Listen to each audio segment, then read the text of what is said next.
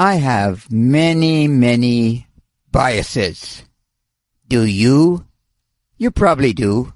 In fact, we all do. I don't like certain types of food. I don't like certain types of colors. And I don't like certain types of cultures, people. These were the biases I grew up with probably from a very early age. But I would like to share several stories that have happened to me along my travels over the years.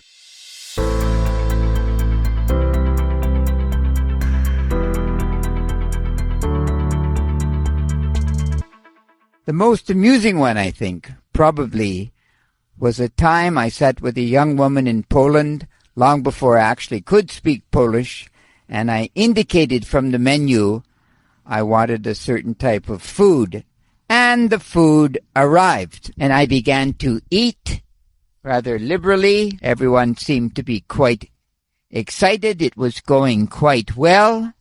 And then the young woman asked me, "Do you like liver?" And I said, "Liver? I hate liver. Why do you ask?" And she said, "Well, that's exactly what you are eating. You are eating liver." And with great embarrassment, I continued to eat. Another small story.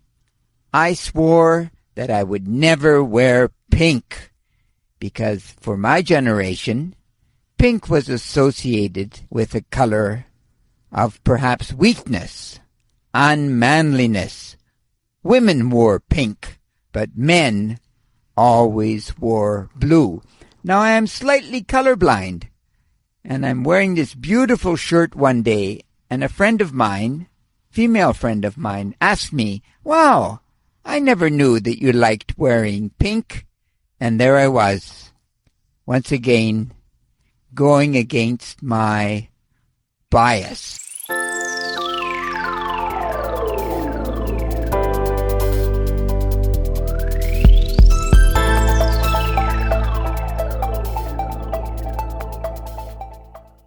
So on my most recent trip, I've had the opportunity to speak to two gentlemen from the Punjab. I spoke to a young teacher. I spoke to a feminist who was greatly against the so-called patriarchy. I've spoken to a man who is dressed up like a woman, I guess in drag. Quite an interesting conversation, to be honest. I asked him, "Do you like this?" He said, "Oh, I just love being dressed up in drag." I said, "Well, what do you do when you're not doing this?" "Oh," he said, "I'm a bartender because I love people." Once again, I had to put my biases away.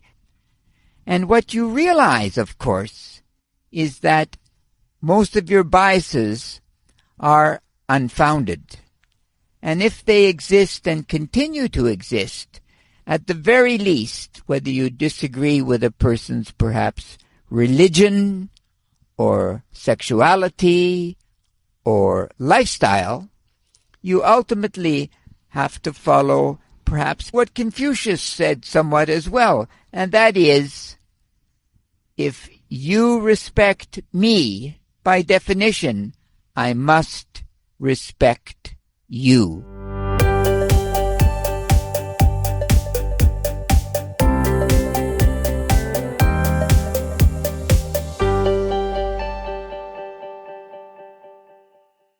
The golden rule. So all these biases that I find myself inculcated with from a very early age, many times are purely formed.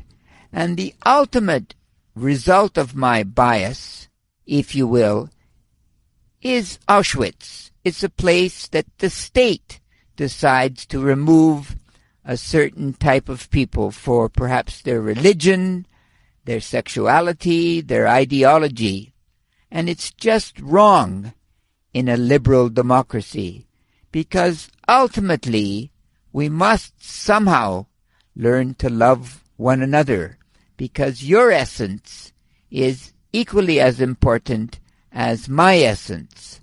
I must learn to put my biases away. Though I can continue to disagree about you and the way you live, that is up to you ultimately. It is not up to me. So the next time you go to eat some type of food that you think you won't really enjoy and perhaps begin to, you can say to yourself, wow, my bias is changing. I'm becoming a different person. And you know what they say. You know what they say. Critical thinking is necessary if we are going to embrace humanity and learn to live and love one another in the truest sense. And critical thinking is great, truly great. You take care. God bless. Bye-bye.